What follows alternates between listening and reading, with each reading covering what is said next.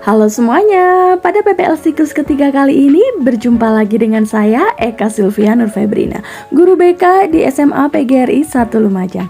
Saat ini saya tercatat sebagai mahasiswa PPG dalam jabatan kategori 2 tahun 2022 di Universitas Negeri Surabaya, program studi bimbingan dan konseling. Yuk ikuti kegiatan saya hari ini. Selamat datang di SMA PGRI 1 Lumajang. Di sini tempat saya belajar. Dan di sini juga tempat saya mengabdikan diri sebagai guru bimbingan dan konseling. Keberagaman karakteristik siswa dengan berbagai permasalahannya yang ada menggerakkan hati saya untuk membantu mereka dalam mencapai tugas-tugas perkembangannya sebagai pelajar SMA. Salah satunya dengan layanan konseling individu yang akan saya hadirkan pada video PPL kali ini. Selamat duduk dengan nyaman ya Mas Wibi ya. Oke. Nah, bagaimana kabarnya hari ini Mas Wibi? Alhamdulillah baik Bu. Alhamdulillah. Soalnya akhir-akhir ini kan sering hujan. Jadi memang banyak orang yang rentan sekali sakit seperti itu ya. Terkait kedatangan Mas Wibi ke ruang BK menemui Bu Sylvie, apakah hanya ingin bertukar kabar dengan Bu Sylvie ataukah ada hal lain yang ingin Mas Wibi sampaikan dengan Bu Sylvie? Saya kesini dimintai bantuan saya dulu. Saya ingin melakukan konseling individu. Oh, mau melaksanakan konseling individu. Baik, insya Allah Bu Sylvie siap membantu Mas Wibi untuk melaksanakan layanan konseling individu. Nah itu saya bingung mulai dari mana. Takut cerita ke orang lain, takut mendengarkan orang lain. Gitu, oke. Sepemahaman yang bisa ditangkap dari pernyataan Mas Wibi barusan, jadi Mas Wibi itu masih takut atau ragu ya ingin menceritakan permasalahan Mas Wibi dengan orang lain seperti itu. Nah, oke. Di sini Bu Sylvie punya segelas berisi air. Ya, oke. Sekarang coba Mas Wibi angkat. Oke. Nah, jika semisal ya Bu Sylvie meminta Mas Wibi untuk mengangkat gelas berisi air tersebut selama 1 menit, kira-kira Mas Wibi sanggup? Oke, sanggup ya. Nah, bagaimana jika semisal Bu Sylvie meminta Mas Wibi untuk mengangkat gelas berisi air tersebut selama 2 jam? Gak sanggup Bu, pasti udah pegel. Udah pegel ya tangannya ya. Nah, kalau semisal lagi nih ya, Bu Sylvie meminta Mas Wibi mengangkat gelas berisi air tersebut selama 24 jam. Aduh, pasti gak sanggup lah Bu. Jadi, coba kita ibaratkan gelas berisi air ini adalah sama dengan beban permasalahan yang Mas Wibi alami saat ini. Nah, kira-kira menurut Mas Wibi bagaimana? Jika saya mengendali masalah itu sendiri dalam waktu yang singkat, saya masih sanggup Bu. Tapi jika menjam lebih lama, gak sanggup Bu saya. Oke, nah paham ya berarti Mas Wibi ya. Jadi, seperti ini. Mungkin saja Mas Wibi itu masih sanggup menanggung beban permasalahan jika dalam waktu yang singkat ya. Namun kalau semakin lama Mas Wibi menanggung beban permasalahan tersebut, otomatis Mas Wibi tidak kuat. Nah, jadi Bu Sylvie yakin dan percaya kok kalau sebenarnya Mas Wibi itu selama ini sudah berusaha keras ya, sudah berusaha betul untuk menyelesaikan permasalahan Mas Wibi sendiri, karena yang Bu Sylvie tahu Mas Wibi itu adalah pribadi yang mandiri.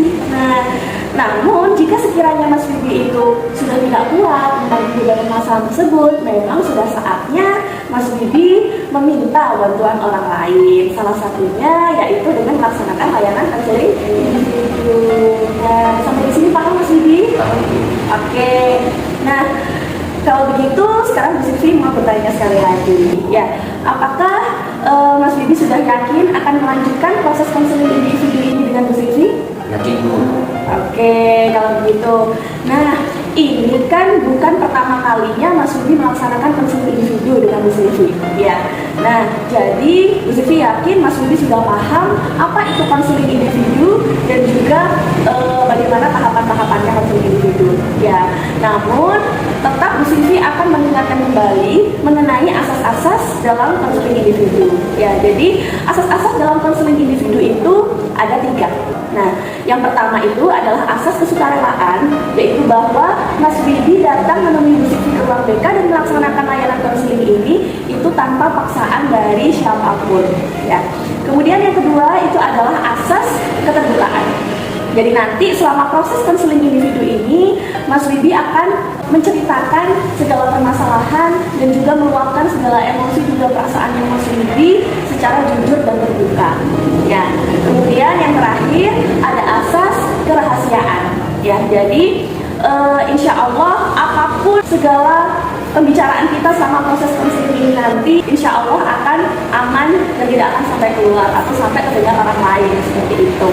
Ya. Oke, setuju ya Mas Bibi ya? Setuju, Bu. Oke, baik. Nah, jadi proses konseling kita pada hari ini akan kita laksanakan kurang lebih selama 45 menit. Nah, namun jika nanti semisal waktu 45 menit itu dirasa kurang, ya kita akan bisa melanjutkannya lagi pada proses konseling yang berikutnya. Seperti itu Mas Bibi ya. Oke, baik.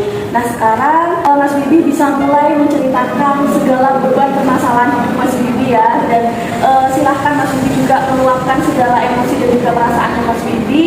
Bu Sylvi akan coba dengarkan dan nanti kita akan mencari solusi sama-sama ya Mas Bibi ya. Oke, silahkan Mas Bibi.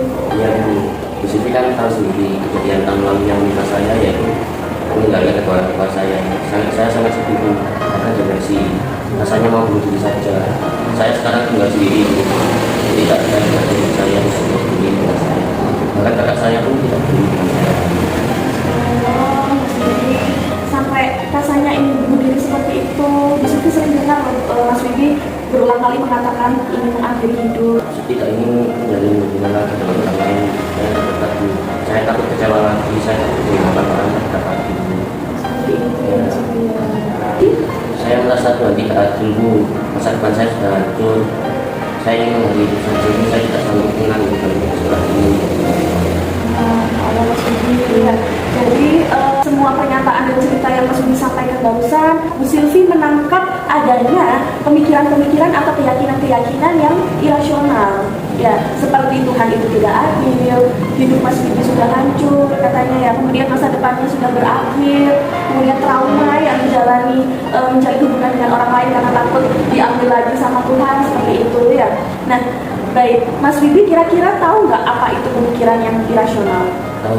Pernah dengar istilah ini? Apa itu Mas Bibi? Pemikiran rasional adalah pemikiran yang tidak logis, tidak wajar. Iya betul.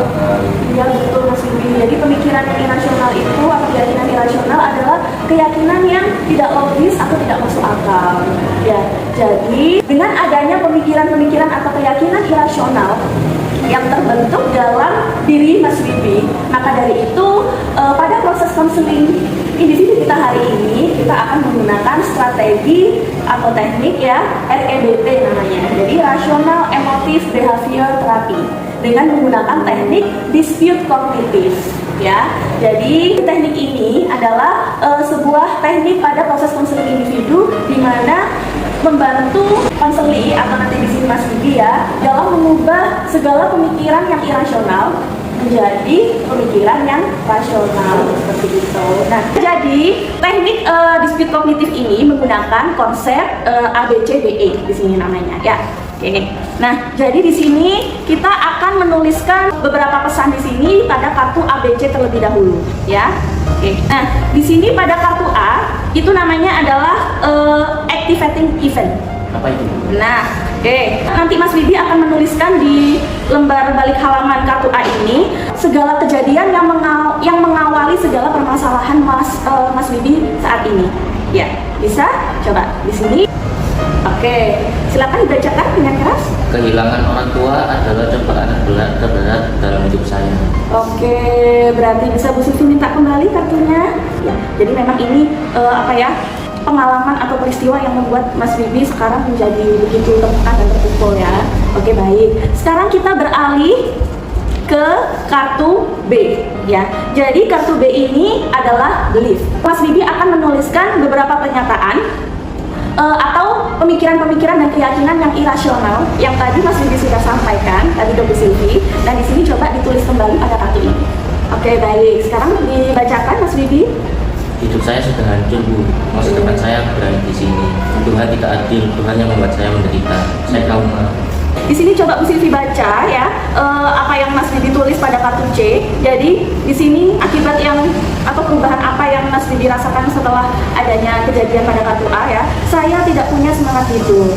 Ya, terus kemudian di sini saya trauma menjalin hubungan dengan siapapun, takut diambil lagi sama Tuhan. Ya, jadi trauma gitu ya Mas Iya. Bibi ya. Kemudian saya jadi malas sekolah. Oh, jadi ini ya yang mungkin membuat Mas Bibi jadi malas sekolah. Terus apa?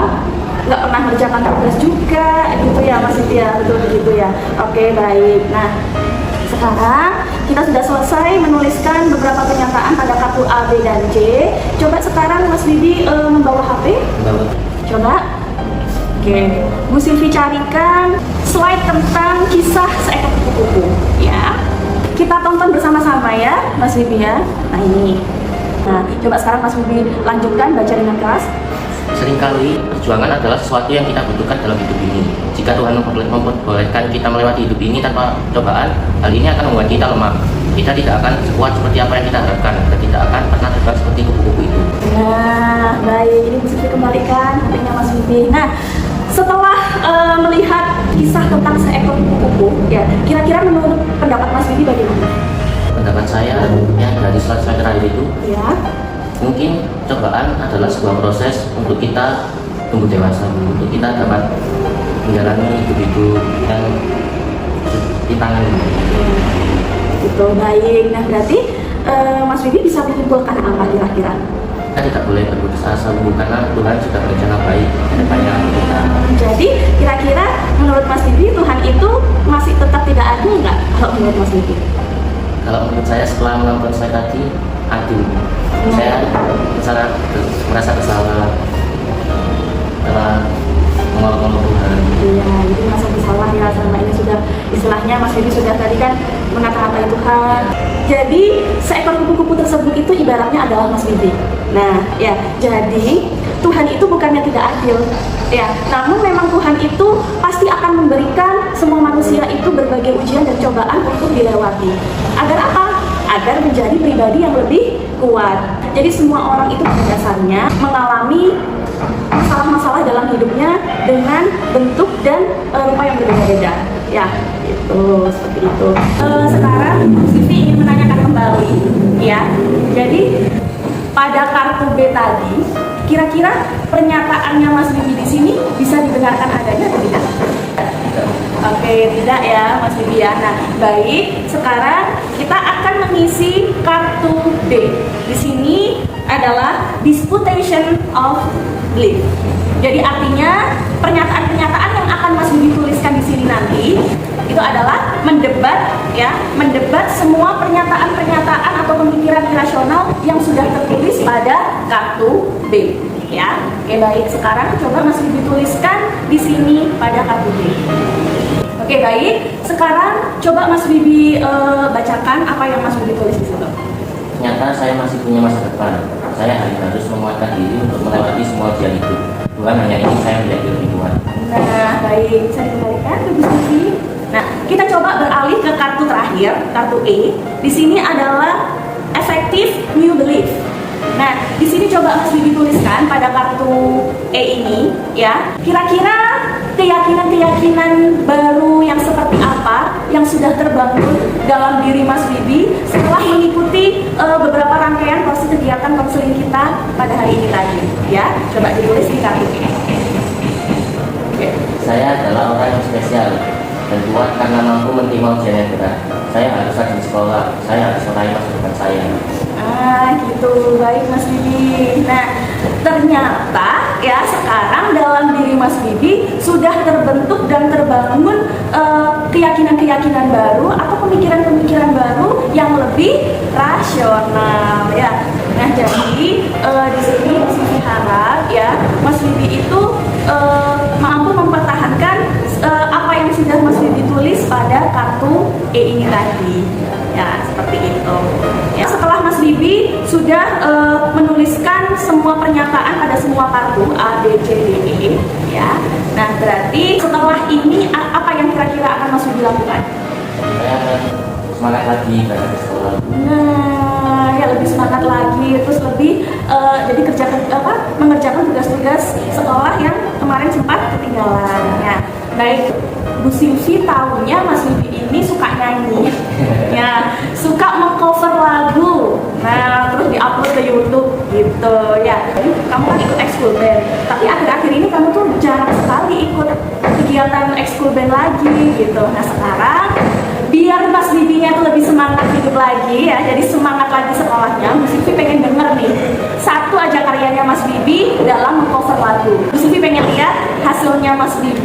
dalam mengcover sebuah lagu. Besok Bu Silvi tagih ya tugasnya ya. Oke, nah baik, Bu Silvi minta Mas Bibi untuk menyimpulkan inti dari hasil konseling kita pada hari ini. Saya jadi yang diplom gitu. Diplom, belajar, ya. Pada saya sedikit pengaruhnya sudah terjual. Oke, alhamdulillah. Oke, baik. Nah sekarang Bu Silvi di sini punya kartu, bukan kartu ya, lembaran. Nah, lembar refleksi. Jadi ini nanti harus Mas Bibi isi. Nah, apa sih tujuannya Mas Bibi untuk mengisi lembar refleksi ini? Agar nanti ini akan Bu Silvi jadikan evaluasi ya untuk melaksanakan proses kegiatan konseling yang berikutnya. Seperti itu Mas Bibi. Mas Bibi bersedia ya untuk mengisi kartu lembar refleksi ini ya? Oke, baik. Nanti dibawa saja ke kelas. Nah, satu pesan yang disini lagi buat Mas Bibi. Nah, jadi jadilah seperti seekor kupu-kupu tadi. Ya, jadi dia memang harus melewati berbagai rintangan dan ujian dalam hidup, ya, agar berproses menjadi pribadi yang lebih kuat.